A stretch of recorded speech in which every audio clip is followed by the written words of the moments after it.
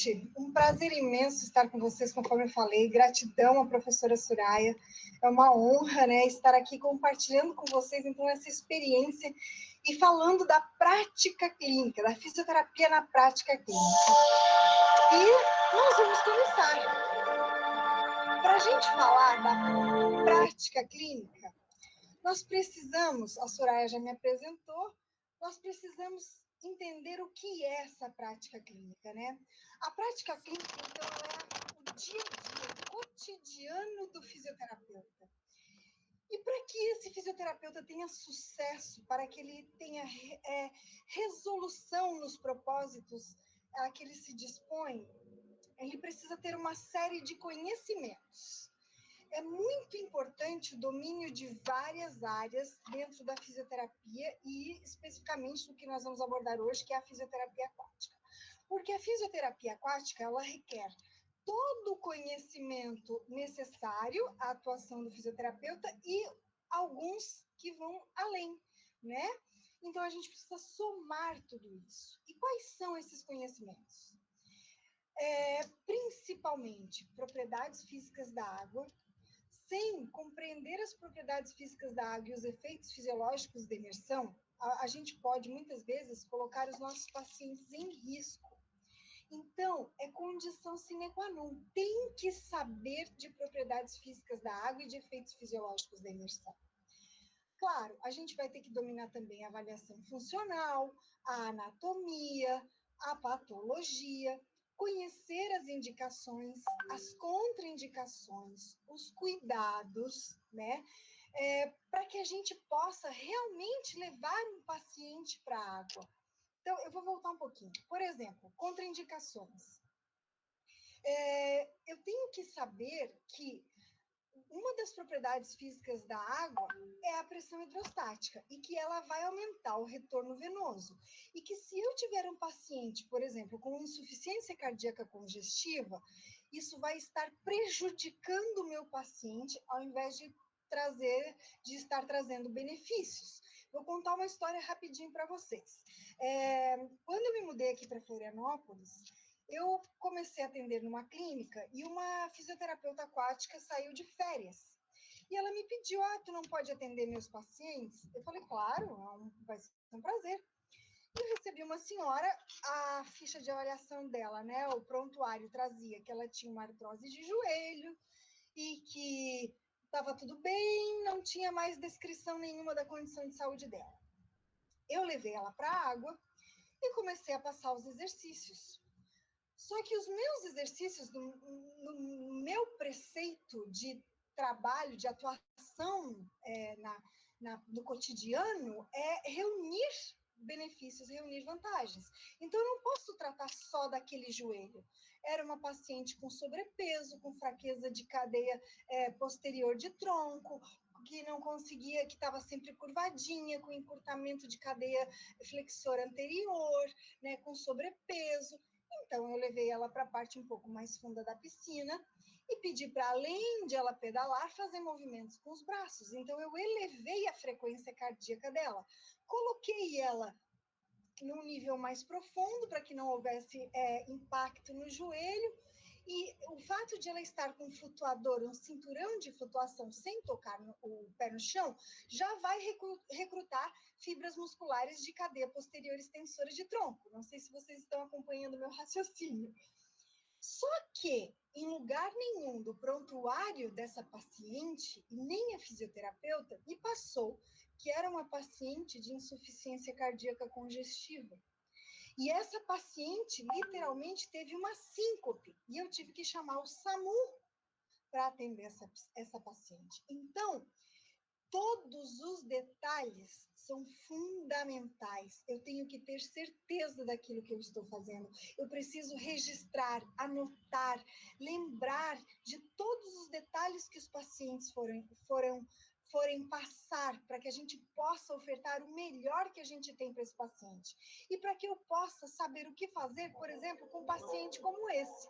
Ele sofreu uma intoxicação química que afetou o cérebro, sobretudo região do cerebelo. Então, ele tem muita rigidez articular, muita, ele praticamente não consegue se mover. Passinho pra frente, passinho pra frente. Espasticidade gigantesca.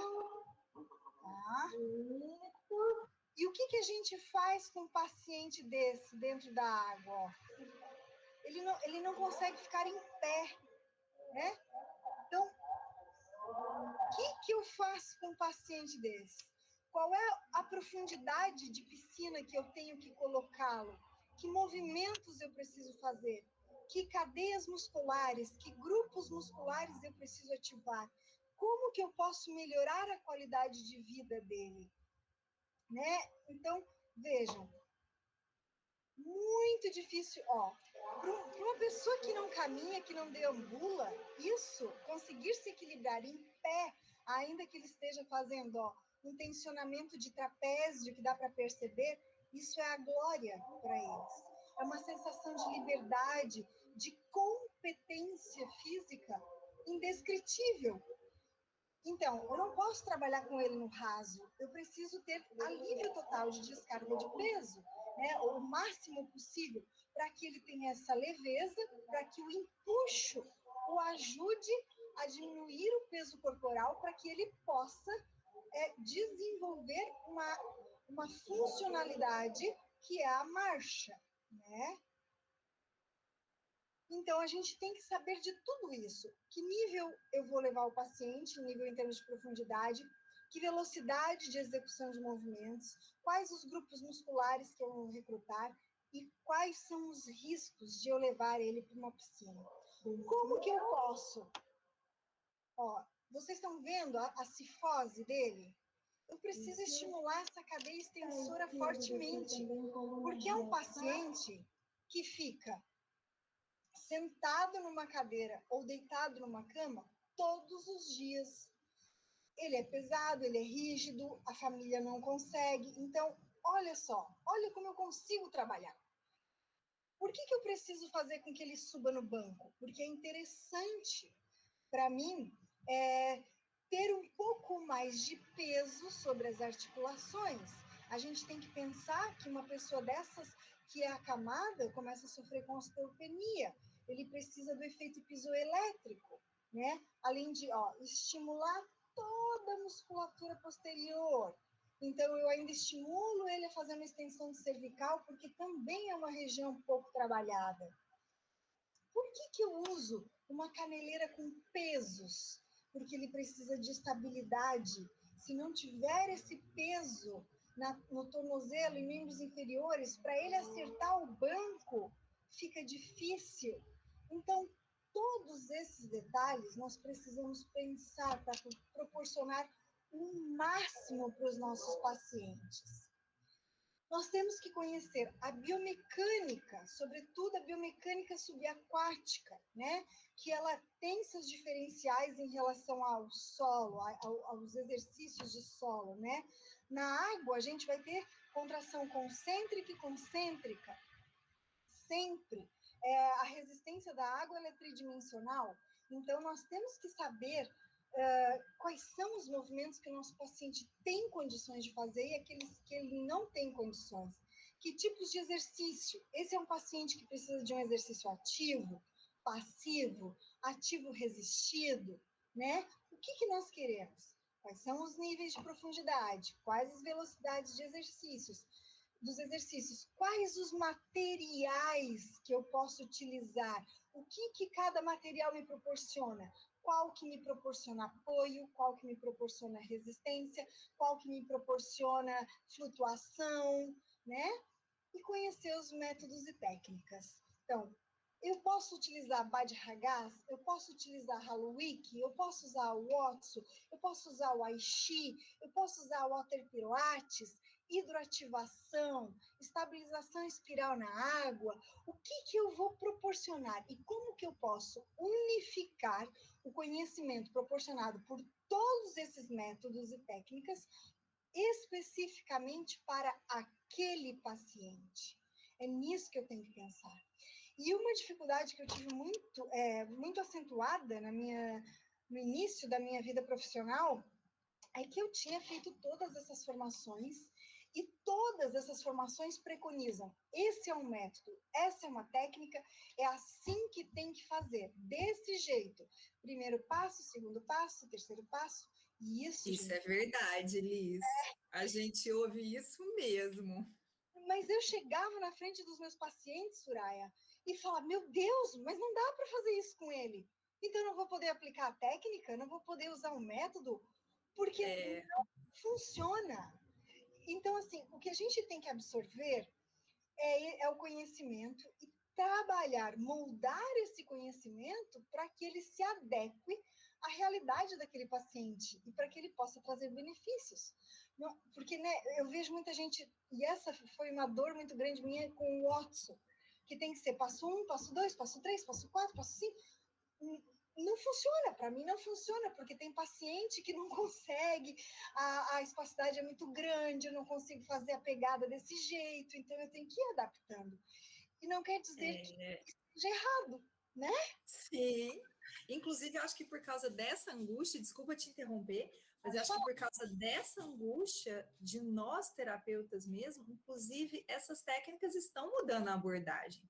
Até a forma de ensinar, porque a gente pegou no início, né, assim, as primeiras formações, Sim. e a gente mesmo questionava, olha, eu entendi, mas não se aplica ao que eu tenho lá, mas eles impunham, não, siga. E hoje em dia eles estão vendo que a abordagem precisa ser diferenciada. Então já existe o Otso clínico, a Ishi clínico, porque é o que você falou, é essa visão que impera, gente. É prática voltada para o paciente. A visão é dele, né? Individual. É o que funciona para ele, né, Su? E não sei se tu chegasse a pegar, no começo da formação do Watson, eu não podia dar aula na faculdade falando o nome Watson se não tivesse aquele Rzinho da marca registrada. Eu também passei por isso. E, aliás, mesmo fazendo o curso, porque eu fiz o primeiro nível, mesmo fazendo, era assim, você não tem a formação completa, não mencione. Fala, nossa, mas eu estou até divulgando, eu estou até divulgando para vocês. Passei sim. Então, a gente tem que tirar essa visão mais comercial e cartesiana, que tem que ser em quadradinhos, e vai construindo em blocos assim, assim, assim. Não, a gente tem que adaptar. Eu acho que essa é a beleza da nossa profissão, é saber usar todo esse conhecimento, tudo que a gente tem à nossa disposição para montar o quebra-cabeça para aquele paciente, né? Sim. Identificar, então, quais são os nossos objetivos para aquele paciente, para que isso me diga, não, eu tenho uma paciente que pesa 100 quilos, mas eu não posso colocá-la em pé. Não, eu tenho uma criança de 4 anos, mas eu posso trabalhar com 1 quilo de peso no tornozelo dela. E com essa minha paciente, eu sequer consigo colocar ela em bipedestação, né? Então, esse raciocínio sobre todo esse conhecimento. Porque, por exemplo, posso seguir? Ó, Claro.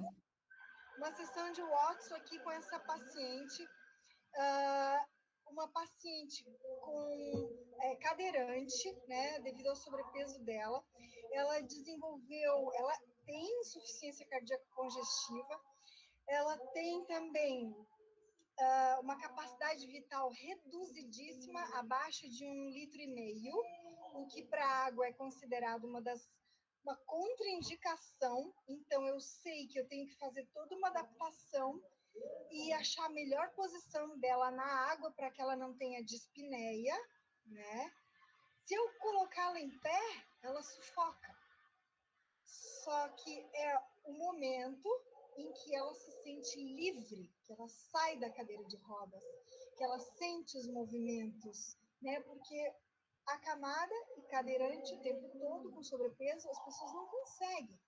Então, até para ir ao banheiro e com artrose de joelho, então, uma vida, assim, uma qualidade de vida realmente comprometida, né? Então, se eu não tenho conhecimento da patologia, da água, das propriedades físicas, dos efeitos fisiológicos, eu posso matar essa paciente, né? Então, é muito importante a gente saber o que a gente vai fazer. Como vamos beneficiá-la. Isso é prática clínica. É tirar o conhecimento das caixas padrão. E aí, vocês vão me dizer, mas por que um menino desse está fazendo flexo, extensão de quadril e joelho com peso? Né? Deixa eu tirar o som. Porque é um paciente que tem síndrome de Legg-Pertz, então ele tem uma má formação na articulação coxofemoral, e ele não pode ter impacto articular, porque ele está na fase de remodelagem da cabeça do fêmur e ele não pode, ele mal pode colocar os pés no chão, ele tem que deambular muito suavemente. Só que ele precisa de força em membros inferiores, porque essa musculatura vai ajudar na remodelação, na fase de remodelação óssea, porque a pressão das fibras musculares sobre o osso traz o efeito pisoelétrico e ajuda na formação desse novo tecido ósseo. E sem contar que se ele não tiver força em membros inferiores, quando ele voltar a deambular, ele vai começar a claudicar, isso pode trazer uma diferença no comprimento dos membros inferiores. Então, eu tenho que saber disso, eu tenho que saber como usar isso, ok? Essa já é aquela paciente, é a mesma paciente, né, que tem a capacidade vital baixa. Ó, vamos lá. Deixa eu tirar o som. Já num treino mais avançado, ela já ganhou ao longo do tempo força muscular em membros inferiores, ela já ganhou força de eretores de coluna. Então, eu usei para adaptação o osso, usei para fortalecimento de grupos musculares o Bad-Ragaz, e agora estou treinando a bipedestação com ela, faceira da vida, porque está em pé depois de anos, né? E aí, a capacidade vital dela, olha só, a pressão hidrostática está comprimindo o diafragma. Ela sentia muita dispneia nas primeiras vezes, tinha que parar. Ai, preciso respirar, ai, eu vou morrer sufocada. E olha, com o tempo, a adaptação. Dando tchau, feliz que está caminhando, com água na altura da fúrcula esternal, praticamente. Então, é uma boa pressão, compressão sobre o diafragma, mas é um nível de profundidade desejável para a diminuição da descarga de peso articular para que ela possa caminhar em equilíbrio sozinha, né? Lise, é fantástico, porque a pessoa vai tendo os ganhos, não só cardiorrespiratórios, mas também musculoesqueléticos, de forma segura, né? Isso para esse tipo de paciente, assim, não, ela vai ganhar, ela vai recuperar, só que ela não vai cair. Isso. A dor no joelho, que já tem osteoartrose, não vai piorar. Saber justificar tudo isso, o fisioterapeuta que não domina mesmo os princípios físicos, ele não vai conseguir nem justificar para alguém que ele pode fazer de forma segura, e depois muito menos explicar melhor. Ele está vendo a melhora nítida, ele nem sabe explicar o porquê, né? São ganhos, eu tô aqui maravilhada, porque eu tô olhando ela depois, estou aqui rindo sozinha, falando, meu Deus, como pode ser a mesma pessoa, né? Isso. Mas justificar precisa conhecer, não adianta. Sim, e saber como, essa já é uma outra paciente, e saber como fazer, né? Levar com segurança. Então, conhecer as disfunções, as limitações, as incapacidades, sobretudo observar as capacidades, o que essa paciente Isso. tem, né? Como que a gente pode tirar proveito daquilo que ela tem e tirar o foco daquilo que ela não tem, né? Isso é levar vida para a vida dos pacientes. Essa é uma outra paciente também. Ela teve uma lesão durante um processo cirúrgico em nível de T12.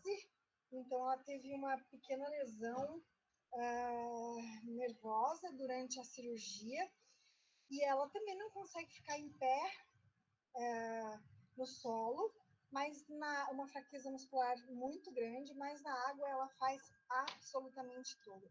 E para quem conhece as propriedades físicas da água, sabe que quem tem sobrepeso, quem tem muito tecido adiposo, a tendência a flutuar é gigantesca, porque a densidade da gordura é 0,8 e a da água é 1. Todo objeto com densidade maior que 1, que é o caso dos nossos ossos, tende a afundar. Por isso que aquela pessoa com massa magra, né, em abundância, que são os atletas, por exemplo, tendem a afundar e as pessoas obesas tendem a flutuar. Então, é incrível que na água ela conseguiu desenvolver uma capacidade de controle corporal que a permite andar pela piscina mesmo sem encostar o pé no chão, com todo o controle corporal possível. Ó. Essa é outra. Tudo bem? Posso seguir? Pode. Vamos lá. Turma, tudo bem aí? Alguém quer perguntar alguma coisa? Porque às vezes vocês ficam tímidos e não querem perguntar, aproveitem agora. Se quiser fazer no chat também, eu leio para a professora Lisiane. A melhor coisa que a gente pode fazer é nunca ficar com dúvidas. Porque a dúvida... Professora, tem uma pergunta no chat do Matheus. Vou ler aqui. No caso do paciente que teve lesão no cerebelo, é possível buscar uma reversão dos sintomas ou só o controle e um trabalho para não ter uma piora dos sintomas? É mais a manutenção, né, das competências, das qualidades de movimento residuais. É difícil a gente ter algum ganho significativo, alguma coisa a gente consegue melhorar, mas tudo não, é irreversível. Ok? E no caso dos AVCs, professora, também depende muito da área que foi comprometida, mas consegue ter... Aí é diferente, porque existe, pela neuroplasticidade, a gente tem ganhos fantásticos nossa, maravilhosos. Eu já vi... Oi. Pode completar, desculpa. Não, mesmo naqueles pacientes mais graves, eu trago aqui para vocês, tem um paciente com AVC de tronco, então ele teve uma quadriparesia, vou dizer, tá? Uma hemiplegia, maior comprometimento de hemicorpo direito, agora eu não lembro, tem que ver os vídeos ali. E a recuperação dele foi muito significativa, apesar da gravidade do caso, porque a perspectiva pela literatura é que ele nunca deambulasse, que ele tivesse dificuldade de deglutição para o resto da vida. Um paciente que teve, que fez traqueostomia e ficou entubado durante meses, e o prognóstico dele realmente era muito ruim. Mas durante 3 anos em que eu o acompanhei, a evolução dele foi muito significativa. Muito. Eu acredito muito na capacidade de recuperação das pessoas e na neuroplasticidade. E no caso, assim, quando faz acompanhamento com a fisioterapia, mas no caso da hidro, vai para a hidro, assim, bem mais tardiamente. Isso depende também, né, do tempo que foi a lesão. É porque, assim, eu tenho uma amiga que ela sofreu um AVC, já tem uns, eu acho que uns 8, 10 anos. E agora, assim, pouco tempo que ela foi para a hidro, sabe? Sim. E assim, aí tem tudo isso que você mostrou, que a liberdade na água, ela não tem forças para manter postura, para poder caminhar. E agora que ela está indo, nesse caso, num período assim que demorou muito tempo para ir para a hidro ou fez pouca fisioterapia, consegue ter um ganho também? Eu acredito muito nisso, com certeza, porque são inúmeros estímulos diferentes daqueles em solo. Então, todos esses estímulos sensoriais e motores trazem benefícios que a gente, na verdade, nem consegue mensurar, tá? Uhum. Mas não tenho dúvida alguma que sempre vale a pena levar para a fisioterapia aquática.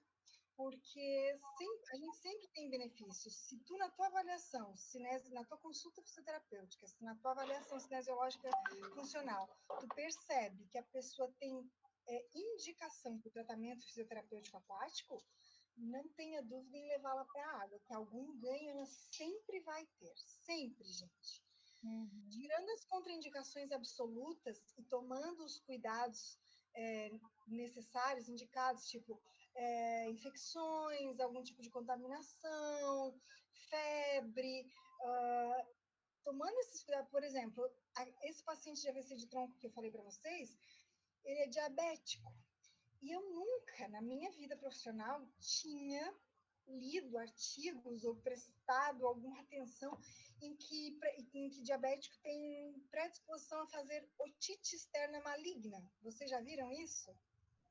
Não. Novidade para mim também, Liz. Então, menina, passei por esse susto. E como eu trabalhava muito, eu precisava trabalhar cadeia extensora, eu fazia muito Bad Ragaz, que é essa técnica em decúbito dorsal, como eu vou mostrar desse outro paciente, que também é um AVC. E ele desenvolveu otite externa maligna. E aí eu conversando com o médico falou, não, diabético tem total predisposição a fazer otite externa maligna, que pode levar a óbito. E aí ele teve que ficar uns Meu Deus! Um susto danado. Então agora eu já sei, se é paciente diabético, vai para o Bad Ragaz só com tampão no ouvido. Entendeu? Então, são esses cuidados que a gente tem que ter, tirando, tem a indicação, ele vai ganhar, eu posso promover recrutamento de fibras, quando eu quero força, eu posso promover relaxamento de fibras, quando eu quero diminuição do tônus, né? Não tem por que não levar para a água, gente. Não, fora o ganho cardiorrespiratório, que só dele estar exposto à pressão hidrostática, ele já vai ganhar, né? Isso. Enquanto você está focando na parte motora, que no solo você focaria só na parte motora, ele está tendo ganho, o bônus, né, de ter o ganho cardiorrespiratório ao mesmo tempo.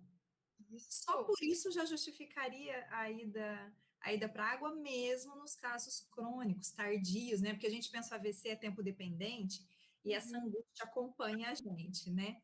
Sim. Mas nem sempre a gente está visando só os ganhos neuromotores ali, né? Existem inúmeros ganhos concomitantes. Perfeito. Esse vídeo mostra bastante isso, porque eu estou trabalhando o braço, mas é o corpo dele todinho que está se beneficiando e, sobretudo, condicionamento cardiovascular. O gasto energético é grande na água. E o solo, quando que ele faria uma atividade que elevaria a frequência cardíaca dele? Né? A gente tem que pensar bastante nisso.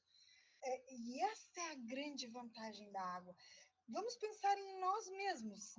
É isso que a professora Surai está falando, né? Se a gente quer ganhar força e quer aumentar o consumo energético, a gente tem que, então, ir para a musculação, trabalhar os grupos musculares de forma isolada, primeiro bíceps, depois tríceps, depois isso, depois aquilo. E se eu quiser fazer um trabalho aeróbio, eu vou ter que ir para uma esteira, para uma bicicleta. Na água, a gente trabalha tudo ao mesmo tempo. Tudo ao mesmo tempo. A água nos proporciona isso. Ela é fantástica. E o melhor de tudo, preservando as articulações e desafiando o equilíbrio dos nossos pacientes. E isso é muito bacana. Sim. Então, aí aqui é um exemplo disso que a professora Soraya acabou de comentar com vocês. Controle, eu estou trabalhando o braço, ativo assistido, ele está fazendo ativo de membros inferiores, mas ele em solo não consegue se mover nessa velocidade. A gente sabe que o alimento da célula é o oxigênio. Então, ele vai aumentar a frequência cardíaca, vai aumentar a frequência respiratória para poder aumentar o aporte de oxigênio. O que em solo, quando ele faria isso? Né?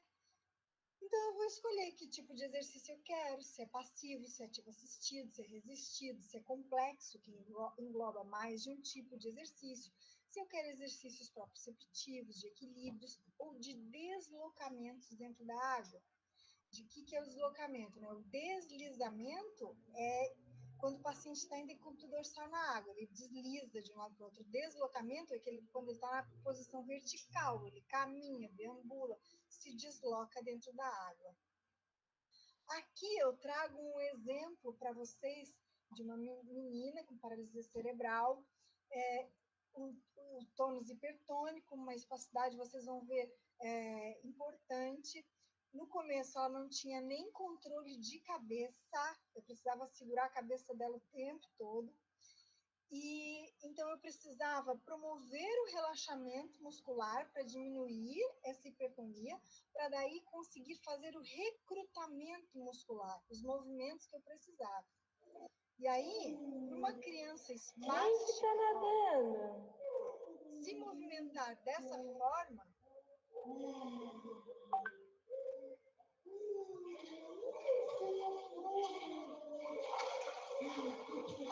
é um prazer muito grande. Ela está se descobrindo os segmentos corporais, descobrindo os movimentos.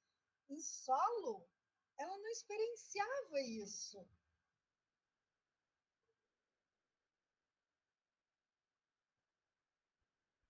Então, só para vocês terem uma ideia, vamos passar rapidinho. Ok. Opa. A partir do momento que eu consigo trabalhar o relaxamento das fibras musculares, diminuir a hipertonia, eu consigo recrutar as fibras para ganhar tônus, sobretudo postural, porque essa criança precisa de tronco primeiro, para depois trabalhar extremidades, sejam superiores ou inferiores. Então, eu uso o colchonete, né? O colchonete com a flutuação traz um balanço, uma instabilidade que vai fazendo descargas de peso em articulações em pontos chaves, punhos, cotovelos, joelhos, quadril. Isso vai trazendo um estímulo proprioceptivo para que ela reorganize, para que ela organize a postura dela e descubra o tronco, né? E por que eu preciso disso? Porque sem isso, vou passar isso aqui primeiro. Ó, movimento, ela já descobriu membros superiores.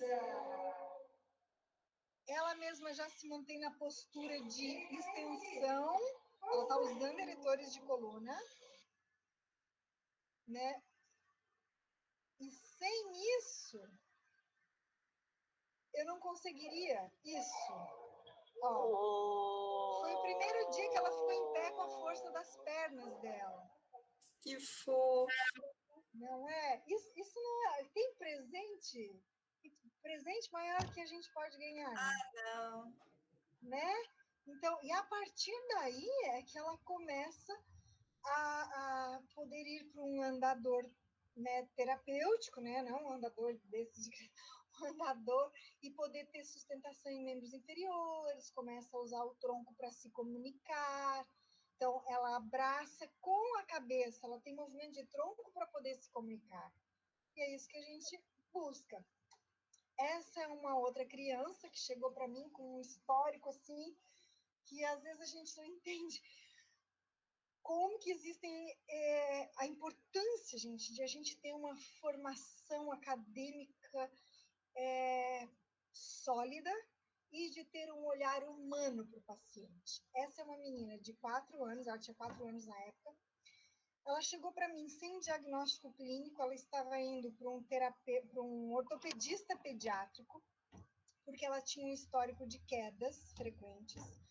E o ortopedista mandou a mãe trocar os sapatos, usar o pé direito no esquerdo e o esquerdo no direito, porque disse que era pé chato. Ela estava caindo porque a criança tinha pé chato e ela precisava formar, então, a concavidade do arco plantar. E quando a mãe trocou os sapatos, a mãe ficou 6 meses trocando os sapatos, usando o sapato trocado. Maria. Então, e aí a criança ia para a escola, e lá na escola a criança não conseguia mais nem se levantar. E ela ficou sem caminhar por muito tempo. Durante 6 meses, ela ficou só sentada. E eu falei, tem alguma coisa errada isso, aí tá errado. E ela chegou para mim assim, ó. E a família muito carente, ó, eu tô ensinando a organização postural. Ó, a barriga encolhida. E agora, entrando na passarela, ela que é a princesa da hora, ó. Yasmin, olha pra frente, um passo por vez. Vamos lá. Nenhuma força de membros inferiores, praticamente. Olha o tronco, olha a compensação, aumento da lordose.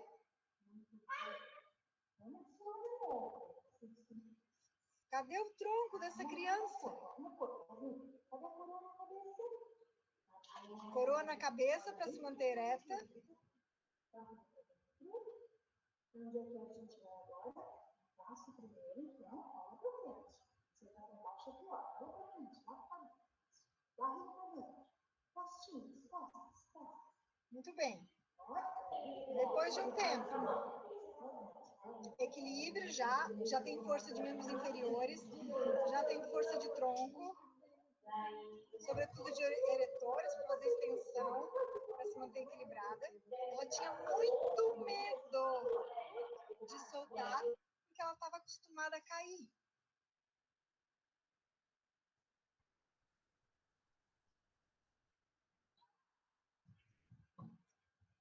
Essa é ela, depois de um tempo.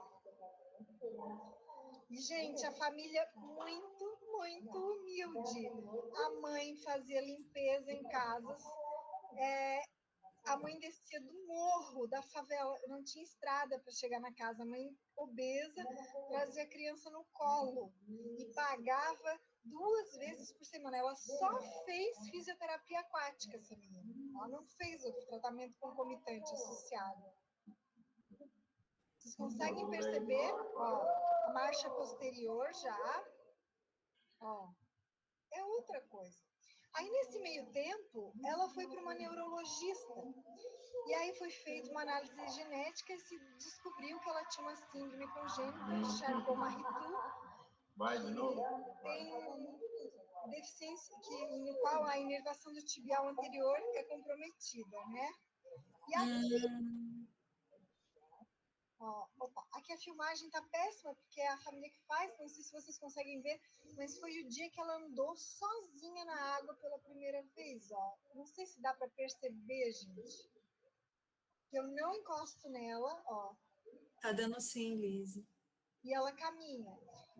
E por que eu estou na frente dela? Porque eu tenho que conhecer as propriedades físicas da água. O meu corpo, ao caminhar para trás, eu estou vencendo a resistência da água e promovendo uma força de arrasto, de draga, que facilita ela caminhar, tá? E onde é que a gente quer chegar? Lembra que tudo tem um objetivo? Esse foi o aniversário de 5 anos dela. Então, a gente, depois que ela teve força, a gente providenciou uma órtese. Os pais, toda a comunidade se mobilizou, mandou fazer a órtese para ela, porque a órtese custava na época R$800. E tá ela aí numa festa de aniversário, promovida por todo mundo, em que ela voltou a caminhar. É lindo, não é? Ó. É, e essas questões sociais a gente tem que descobrir no dia da avaliação, né, Lise?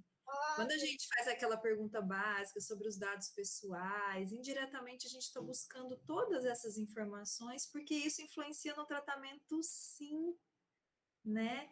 Ela teve a sorte de cair nas suas mãos e receber um tratamento ali, tudo. Ela poderia ter encontrado outro tipo de profissional, feito uma intervenção, um tratamento 2 vezes por semana, mas sem o mesmo cuidado, sem o mesmo olhar, e ela não teria outra chance. É isso que a gente tem que ver quando a pessoa tem vulnerabilidade social. Ela não vai ter outra chance de se tratar, de descobrir o diagnóstico correto, de fazer uma intervenção correta. Então, essa humanização, às vezes, não é só ir lá e tratar com jeito, com doçura, com tato, não é isso. É o comprometimento de ir com essa pessoa até o fim, sabendo que ela caiu na sua mão e provavelmente ela não vai ter outra oportunidade. Você é o único recurso, né? Esse comprometimento, igual você fez, de pegar e ir até o fim, até ela estar em pé no dia do aniversário de 5 anos. Acho que esse comprometimento que para vocês que estão aqui ainda não começaram a vida profissional, vocês vão ver que faz muita diferença. Porque a gente tem todos os outros pacientes nossos, a nossa vida, mas a gente prioriza esses, né, Liz? E é o que você falou, não tem preço, esses ganhos não têm preço. E aí vem a nossa missão, né? A profissão por missão, por vocação, né? A gente escolheu, nós fizemos uma escolha de sermos fisioterapeutas, e a fisioterapia tem muito disso, desse social, de levar vida à vida das pessoas. Esse é o nosso compromisso. E aí eu fico muito assim, indignada, porque, né, Soraya, a gente sabe que ainda carece de muito reconhecimento social a nossa profissão e também financeiro.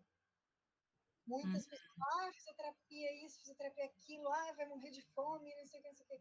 Gente, é a nossa postura que determina isso. Se nós resolvermos tratar 10 ao mesmo tempo por convênio, a gente vai continuar nesse estigma de que fisioterapia não funciona, de que fisioterapia não dá resultado. Mas se a gente confiar no nosso conhecimento e nos prepararmos para uma vida profissional realmente competente, o teu valor cobrado vai ser compatível com os teus estudos, tu vai viver tranquilamente, plenamente dos teus conhecimentos, e tu vai estar ajudando a elevar a fisioterapia a um outro nível de reconhecimento social. E nós precisamos disso. Então, vocês que estão na faculdade, assumam esse compromisso para a vida de vocês. Que tipo de profissional vocês querem ser? E aí eu vou falar medíocre no sentido de médio, de média, não de inferioridade. Eu quero ficar na média. Qual é o sentido para a vida de vocês e para a vida dos outros pacientes? Então, esforcem-se para ser o melhor que vocês podem ser. Esse comprometimento, essa dedicação, essa entrega profissional que vai fazer diferença. Não é só um corpo que está na nossa frente, é uma vida que está na nossa frente. E a nossa vida pode fazer toda a diferença na vida daquela pessoa. Essa é a nossa missão. É isso. Acho que essa é a mensagem mesmo. Tem só uma perguntinha aqui no chat, Lise. O Guilherme perguntou se essa menininha, quando chegou para você na avaliação, ela tinha marcha escavante ou não. Se ela tinha só uma fraqueza do tibial anterior. Ela não tinha marcha nenhuma. Ela não conseguia sair do chão. E o tronco dela, ela estava quase... Ela tinha uma fraqueza de cadeia posterior, que ela não conseguia nem erguer o tronco. Estava bem complicado mesmo. Era um crime. Sim. Respondido, Gui?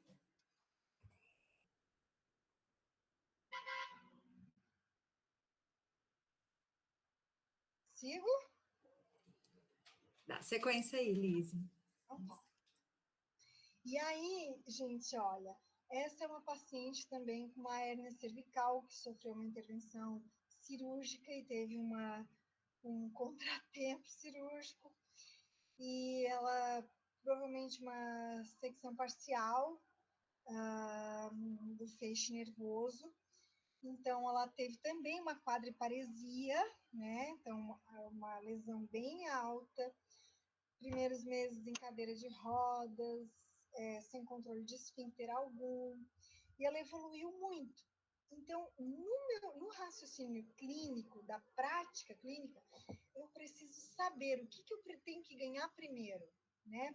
E aí eu vou mostrar uma sequência para vocês aqui, então, dessa moça.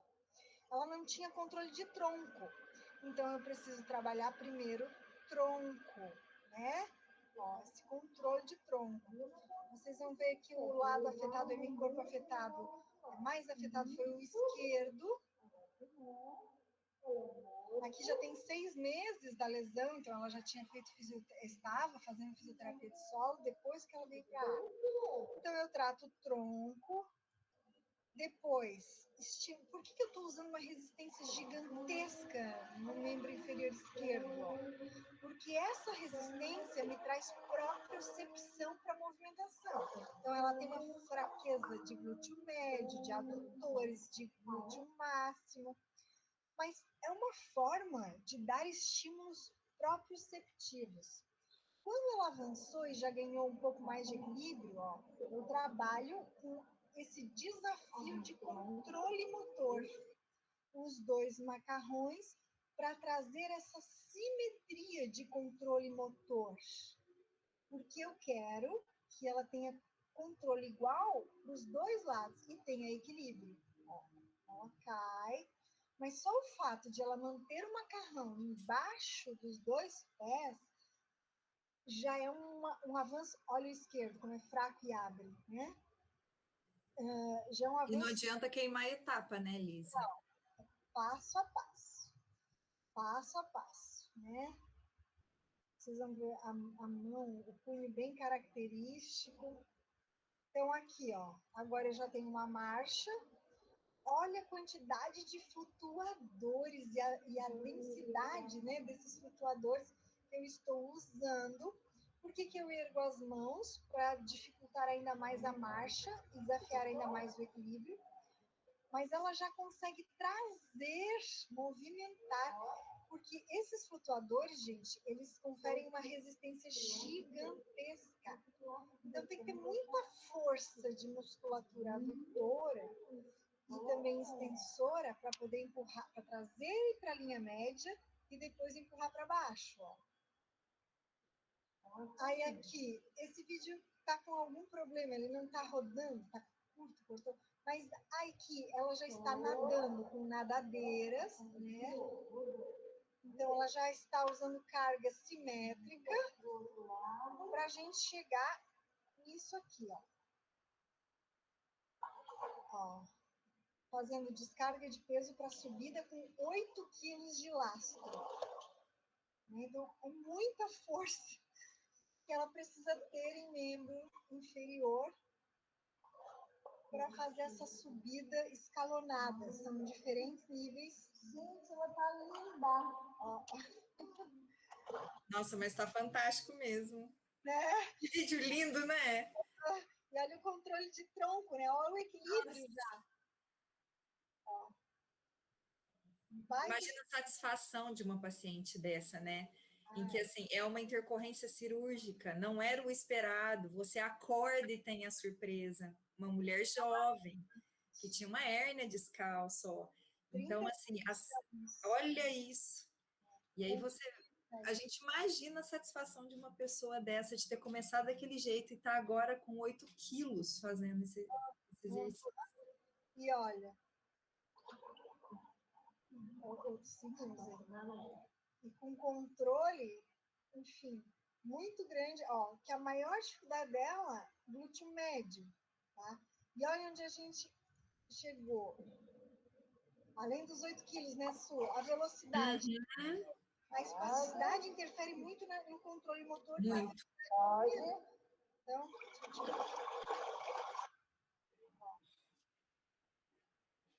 olha a velocidade. Praticamente simétrica. A gente percebe que tem uma inclinação pela musculatura do hemicorpo esquerdo aqui, né, que faz uma escoliose, então tem uma inclinação lateral à esquerda, mas a velocidade já é outra coisa. Nossa. Né? Em 6 meses. 6 meses de trabalho. Então, é muito recompensador. E assim, vamos lá. Esse é aquele paciente de tronco que eu falei, de AVC de tronco que eu falei para vocês.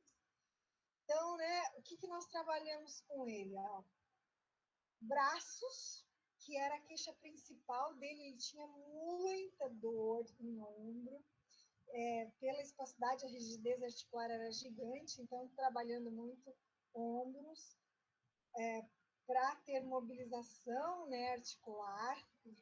Aqui, ó.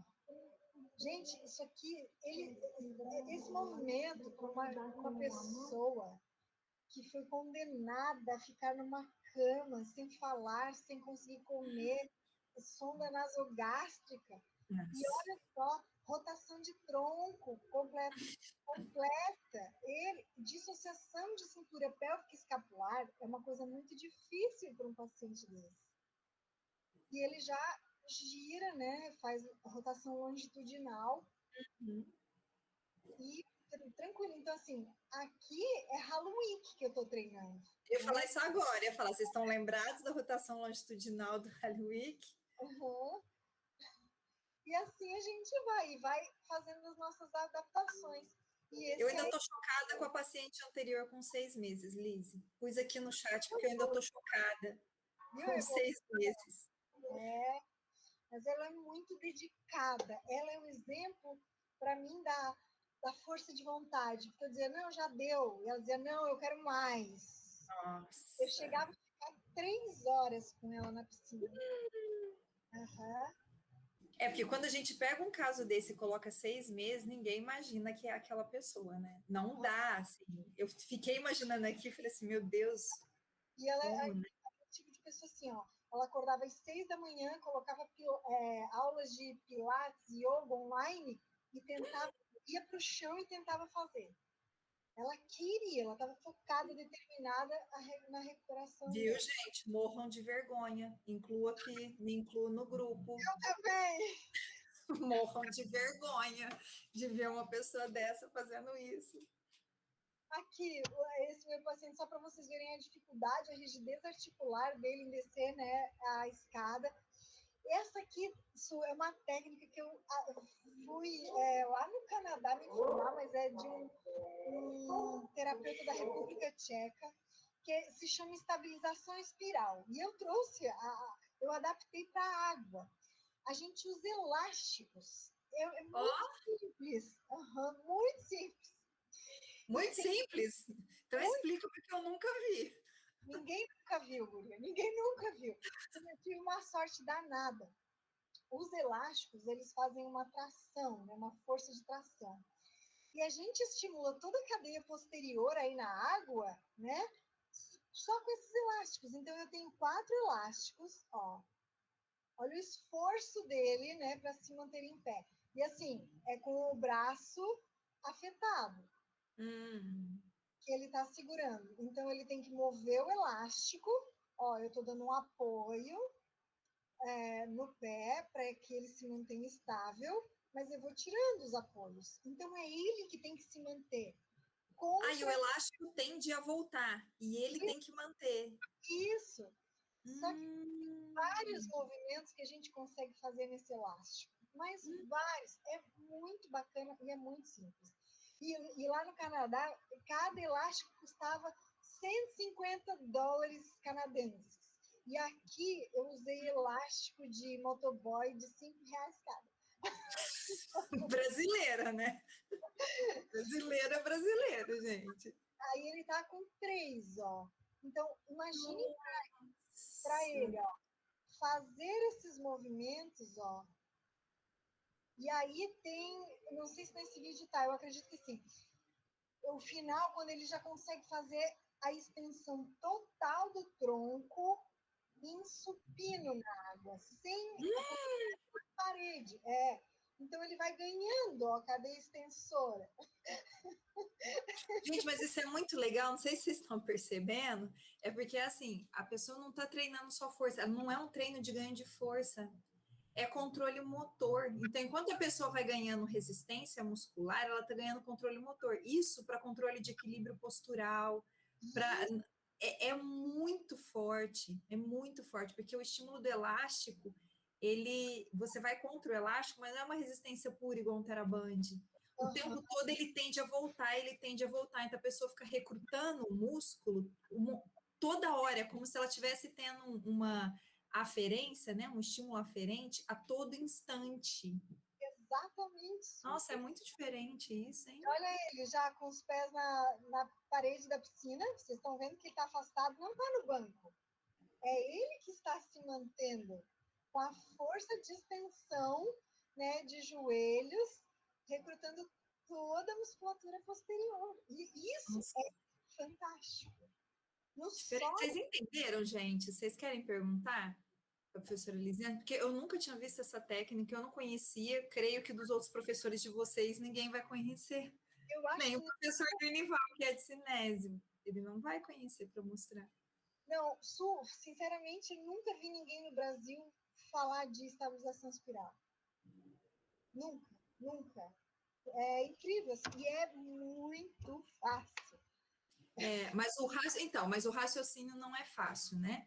Ele é É, barato, você adaptou a um instrumento muito barato, mas o raciocínio é em cadeia muscular, não é em músculo isolado. Então, assim, porque eu te conheço e sei que o seu raciocínio é só em cadeia muscular, então, para você, é fácil, né? Porque você já vê todos os músculos que estão sendo ativados no momento ali, você já enxerga. Mas para usar esses movimentos de forma terapêutica, o físio tem que ter o raciocínio de cadeia muscular. isso mesmo.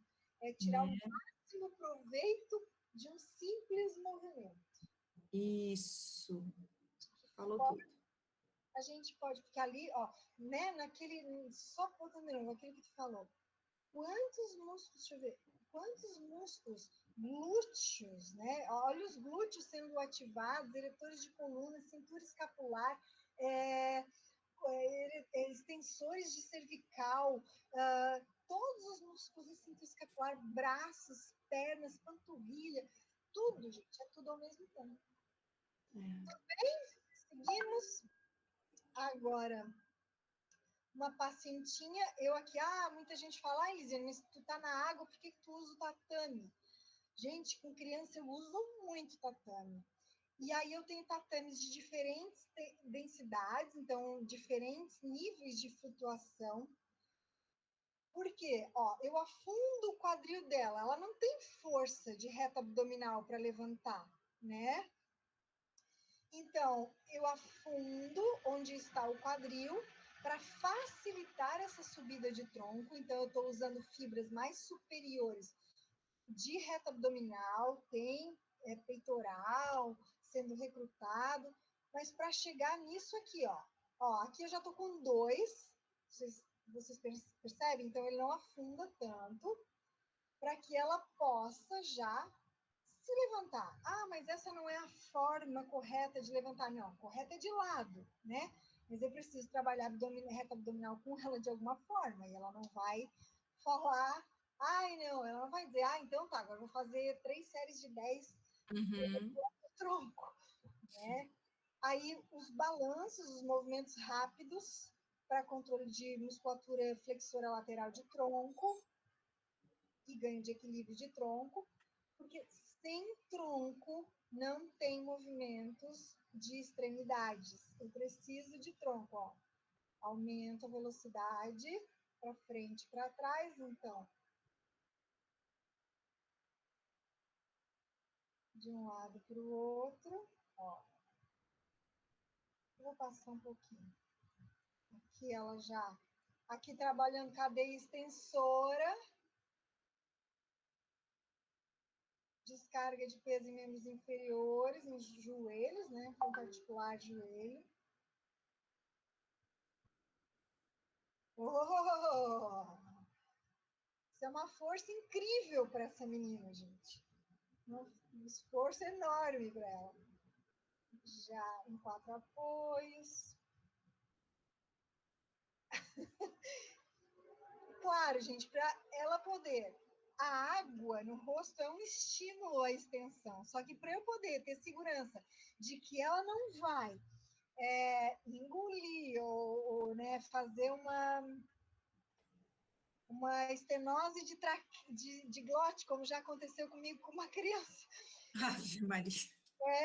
A mãe jogou uma bolinha na água e uma gotícula da água entrou pela narina e fez um espasmo de glote. Eu tive que trancar o nariz e soprar na boca para ela voltar a respirar, gente. Vocês não queiram saber?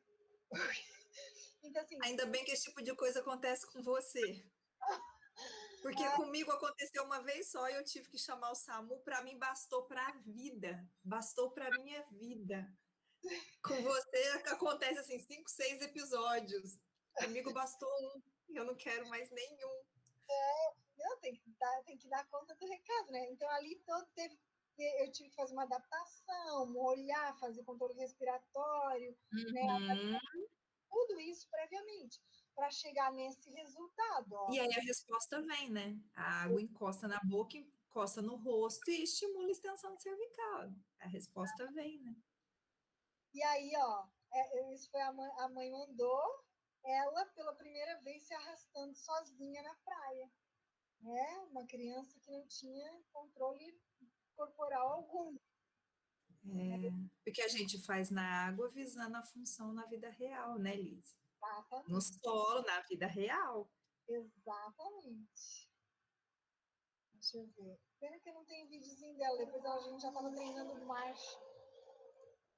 Deixa eu ver se esse aqui.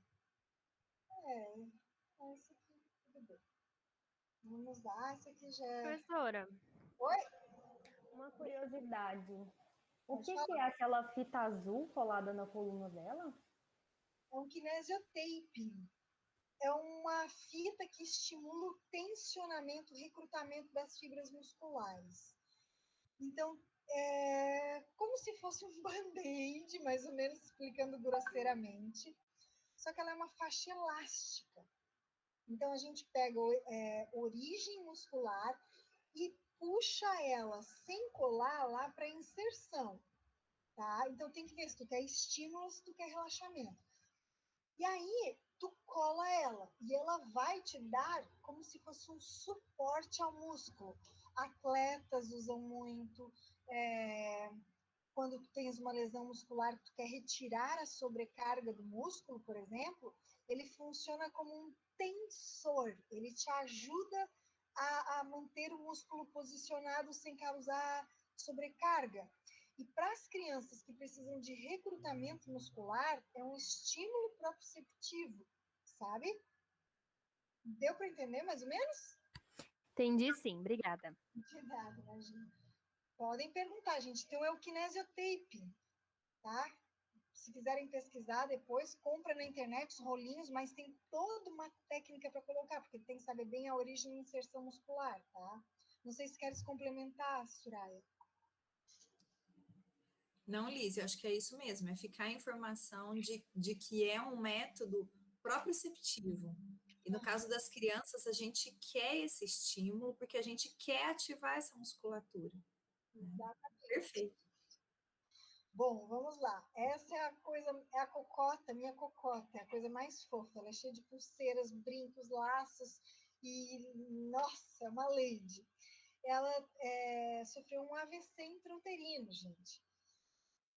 E ela, então, ela tem uma hemiparesia direita, com um padrão extensor, espástico, mais em membro inferior direito, e ela tinha muita dificuldade de controle respiratório. E sem ter esse controle respiratório, eu não consigo trabalhar com ela na água da forma como eu preciso trabalhar. Porque a criança precisa, primeiro ponto é o controle respiratório para poder ter segurança, né? Porque não vai afogar as tuas crianças. De vez em quando eu dou uma afogadinha na brincadeira, gente. Mas faz parte. Então, com ela, para eu poder alcançar os meus objetivos terapêuticos, muito controle respiratório, ó. Soprando bolinhas. Ó, vocês percebem que ela tem uma dificuldade para soprar, ela engole o ar ao invés de soprar. E ela é uma criança muito exigente com ela mesma, ela se frustra quando ela não consegue, ela chora muito. E aqui, ó, já um controle de glote da bolha maior. Ela puxa a água, ela engole a água de vez em quando, mas já tá melhor. Para quê? Para a gente chegar a isso. Ó. E agora ela já está saltando sem boia. Ó. O primeiro mergulho dela. Ai, gracinha. E agora já está mergulhando sem boia. Então, estimula muito, né, o controle. Aqui, esse a gente já mostrei para vocês essa parte gente. Opa! Aqui, só para falar para vocês, então, aquela paciente com sobrepeso que não deambula, não fica em pé na água, né? Ela fazendo todo um trabalho de cadeia extensora com pesos, que já é muito difícil na água, o peso. Normalmente a gente começa com um flutuador, que vai ajudar a trazer, a promover essa extensão de quadril, né? Observem, né? Eu quero que vocês vejam os materiais. Aqui, o que eu tenho aqui? Eu tenho um estrado com um cimento nos pezinhos, porque um step convencional custa R$ 400. Eu tenho uma banqueta de plástico de R$ 10 com 4 potinhos plásticos com massa plástica dentro. Então, a fisioterapia é isso, gente. É não achar que para a gente ter algum resultado, a gente precisa ter equipamentos mirabolantes. A gente pode construir de acordo com os nossos objetivos e ser muito barato, muito fácil, né? Para a gente trabalhar, a gente usando a nossa criatividade brasileira, como a Soraya muito bem disse. Criatividade e conhecimento, né, Liz? Porque se não souber também o que fazer, não adianta. Não adianta, é verdade. Não adianta nem ter de R$ 400. É verdade. Não adianta nem ter o pronto comprado. Eu falo isso porque lá na faculdade que eu trabalhava, a gente comprou aquelas plataformas alemãs, não sei se tu conhece, que são umas coloridas. Sim. É um PVC pesado, né, bem denso, então ele Só que, gente, aquilo lá, em 2005, cada plaquinha daquela foi R$ 700, Soraya. Cada plaquinha de 40 por 40 centímetros. É isso mesmo. Então, assim, vai custar R$ 6.000, R$ 7.000 uma plataforma. E a gente, não, eu só posso trabalhar com criança se eu tiver essa plataforma. Não é verdade. E eles vendem assim porque falam que depois ela é desmontável e ela pode virar escada e ela pode... mas se você coloca um banquinho em cima do estrado, virou da mesma forma. Exatamente. Né? Mas você sabe o que você quer, que movimento que você precisa e por que você vai usar o banquinho. Porque senão o outro vai desmontar a plataforma, vai montar a escada e vai querer que o paciente pule de lá de cima. Entendeu? Bem isso. Bom, esse é uma criança, então ele tem uma síndrome metabólica que afeta as fibras musculares, então ele tem vocês vão ver que ele é todo magrinho, todo fofinho. Fofinho em termos de queridinho, assim, todo miudinho, não de gordurinha, né? E ele não deambulava e não tinha controle de tronco algum, assim. A mãe insistia muito, treinava em casa com ele, então a mãe ajudava bastante, era bem colaborativa, mas ele precisava de força de membros inferiores, tá? Então, eu trabalhava muito. Então, eu começo com apoio, como ele não tem muito tronco, em cotovelos, porque eu suporto melhor o tronco com o cotovelo. Aqui, já é outra postura, ele fica bípede, fica numa posição vertical, né? Não bípede. Fica numa posição vertical que é mais fácil para ele pedalar. Agora, eu trazendo os braços para cima, fazendo a flexão, aí já trabalha mais reto abdominal. Então, eu estou trabalhando abdômen, a água, ele já tem muito mais força. Vocês conseguem perceber a diferença do primeiro vídeo? Pedala, pedala, pedala, pedala, pedala. Para o segundo vídeo. Uhum. Olha. E o que eu precisei fazer? Vocês estão vendo no tornozelo dele? Era muito fininho, nenhuma tornozeleira cabia nele. Então, a gente desmontou. Eu tinha uma roupa de borracha de surfar antiga. A gente levou na costureira, nós fizemos uma tornozeleira para ele, com 3 bolsinhos. Eu consegui 3 plaquinhas de chumbo de 100 gramas, que a gente compra em casa, cada uma, em casas de pesca, e ele está com 300 gramas de peso em cada tornozelo. Que eu preciso de força, né? E qualquer tornozeleira que eu colocasse nele de adulto, escorregava, porque o diâmetro dele, do tornozelo dele era, meu Deus, enfim, devia ter... Além de escorregar, o mínimo peso que você conseguiria era de 500 gramas. Então, para ele, poderia ser uma mudança muito grande, né? De sem resistência para uma resistência já grande. E ali, esses 3 eram bolsinhos. Então, eu comecei com 100, depois 200. E aí, aqui, já na plataforma do treino de marcha, como vocês podem perceber, ele usava muito a cabeça como guia, como leme. A cabeça é o guia da deambulação. Mas uma dificuldade muito grande de controle motor, de coordenação mesmo. E aonde que... Aí, depois, eu precisava de cadeia extensora, né?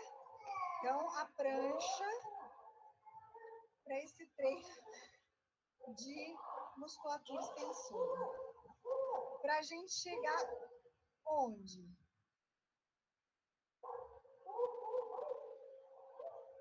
É um trabalho braçal árduo, hein, gente? Você não pensa que é moleza, não. Tem que cobrar caro por isso. É mesmo, né? Olha lá. E é realmente um trabalho braçal.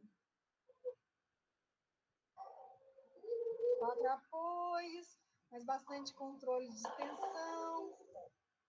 Para chegar nisso aqui, gente. Ó. Ficou meio escuro? O que aconteceu com o vídeo? Ó.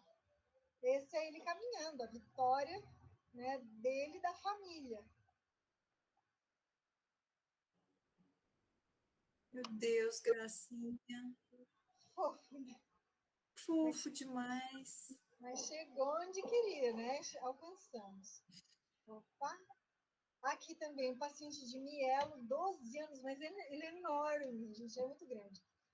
Sem experiência prévia com a água, muito medo da água, então eu começo com colar cervical, esses cinturões flexíveis sou eu que faço, aí trabalhando também a cadeia posterior, para chegar no primeiro dia que ele flutuou. Porque o que eu quero? Ele tem capacidade, eu não sei o que está acontecendo, ele tem capacidade, eu quero que esse menino nade sozinho, porque é uma mielo baixa, não é uma mielo alta, então ele tem um bom tronco. Uhum. Então ele tem capacidade de nadar. Por que eu não quero, por que eu não vou promover isso para o meu paciente, né? Então, o primeiro dia que ele flutuou, só que eu tive que ensinar a flutuação, tirar o medo da água, controle de cabeça, tudo isso, ó. Ensinar a flutuabilidade, qual a posição dos braços, qual a influência dos braços para essa posição de flutuação. A respiração, estou pedindo, enche o peito de ar, que é o peito, né? O ar vai ajudá-lo muito, para a gente chegar, então, nessa capacidade de mergulhar para daí nadar. E é um nado terapêutico, obviamente. Essa já é uma paciente hemiplégica, alguém me perguntou, né?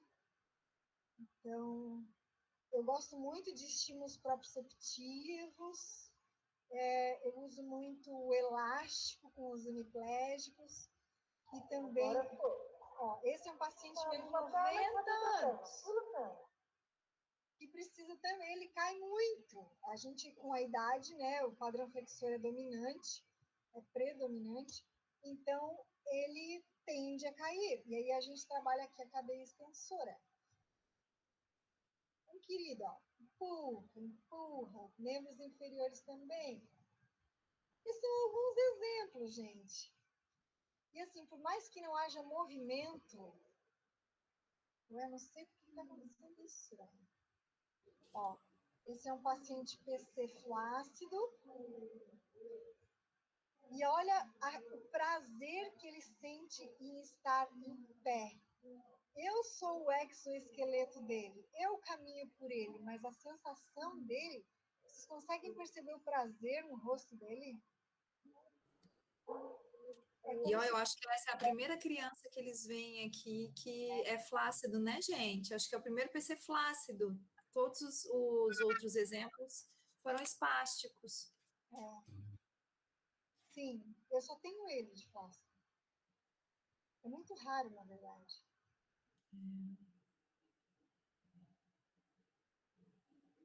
Olha, imagina que essa criança não está sentindo. Uhum. E ele se comunica. Ele movimenta somente os olhos, ó, alguns movimentos de membros superiores, mas ele tem aquele programinha de leitura ocular.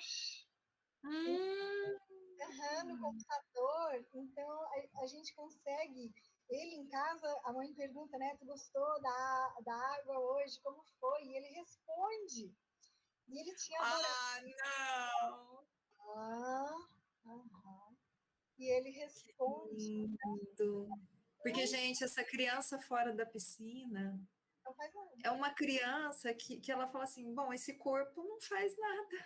Isso. Eu não vou conseguir fazer nada. E aí ele entra na piscina, ele anda, ele está em pé, ele está vendo as pessoas, ele está vendo o mundo por outro ângulo. Exatamente. Exatamente. Ó. E vocês precisam... E ele sente muita dor no quadril pela posição. Ah, sim. Então, assim, ele sempre tem dor. E aí a cara dele, assim, a expressão facial dele é de É o que a gente está falando, os ganhos, né? Os bônus da água, eles vêm, né? Aí você vem com analgesia junto, com todos os outros ganhos. Que delícia, Elise. Exatamente. Ele é um querido, assim. Então, Imagina. então, ó, ele está percebendo como são os movimentos, né? Naturais, né? Coisa que ele não experienciaria fora da De água. outra forma, não experienciaria. Não. Por mais... E assim, o quadril dele não permite ele ir para uma gaiola de terassuite, por exemplo, né? Aham. Porque machuca o quadril. Então, é realmente a água. E só para encerrar, essa é uma lição de vida que eu quero deixar aqui para vocês. Esse é um paciente que eu tive, assim, que chegou para mim. Ele foi atropelado de moto quando eu estava indo abrir a padaria dele, aos 48 anos. Ele amputou a perna esquerda. Vocês podem perceber que o braço esquerdo ele foi deixado ali puramente por estética.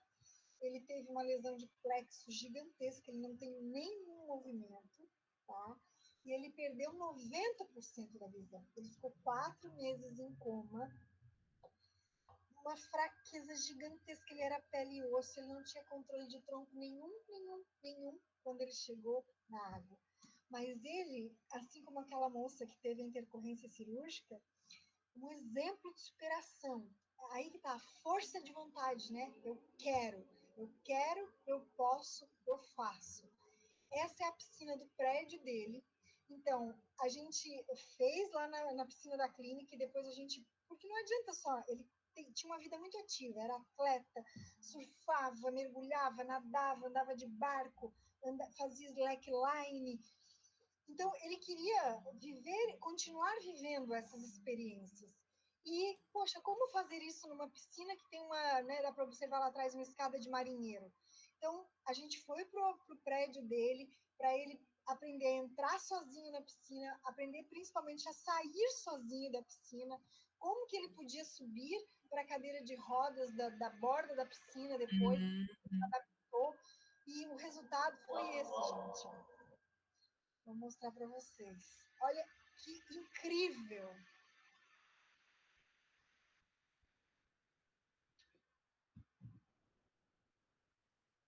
Deixa eu passar um pouquinho.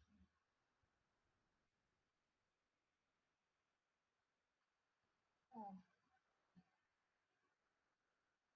Vocês viram que ele segura o braço, né, para não machucar, então ele aprendeu. Aham. Mas assim, né, ele faz tudo. Esse é ele, o túnel de vento, que ele quer saltar de paraquedas agora. Não basta a fisioterapeuta dele saltar de paraquedas, não. A gente falou que vai saltar junto, mas eu não vou carregar ele, ele vai me carregar.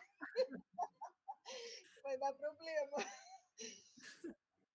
Então, assim, né, gente, é um exemplo de superação. É a prova de que os limites, eles são mais mentais do que qualquer outra coisa.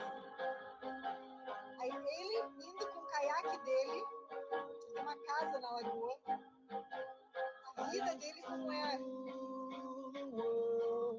Sees it rise when I gave the word. Now in the morning I sleep alone.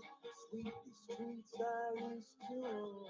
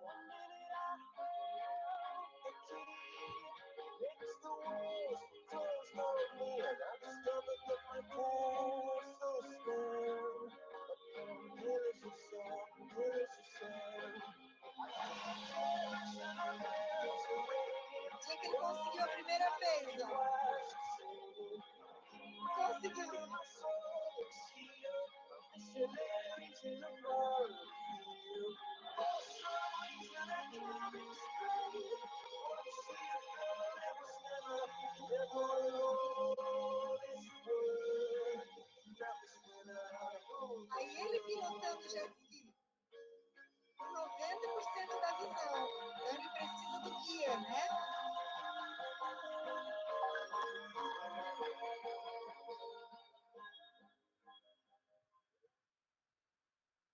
E é isso, gente. Então, a receita é conhecimento, dedicação e força de vontade. Eu quero agradecer vocês, deixar aqui as minhas redes do Instagram. Eu tenho... fica um A a mais. Eu tenho um Instagram pessoal que eu falo muito de hidro. Eu estou criando um agora que é o Físio de Sucesso, que eu quero ensinar empreendedorismo para os fisioterapeutas, para a gente sair desse estigma e realmente fazer os fisioterapeutas se portarem como merecedores de muito, porque nós somos merecedores de muito, a gente cuida da vida, né, humana. E tenho inteligência postural, que é uma outra visão sobre a postura que eu tenho, que eu estou desenvolvendo, que soma padrões emocionais, vivências, experiências da pessoa e o padrão postural que ela adota. Isso aí, para mim, é muito evidente nesses anos todos de prática, que cada pessoa adota uma postura de acordo com os padrões emocionais dela, vividos durante a vida, mas também durante a infância. Eu quero desenvolver. Então, eu convido vocês a seguirem essas redes. Eu fico à disposição, se quiserem entrar em contato, seguir o Físio de Sucesso lá para mim. Vai ser muito bacana. Tá bom? E é isso, pessoal. Agradeço, Soraya. Professora Soraya, eu acho que caiu. Eu acho que a Soraya caiu. Ela falou que já está voltando. Então tá bom. Obrigada, Guilherme. Interferências do online. Acontece.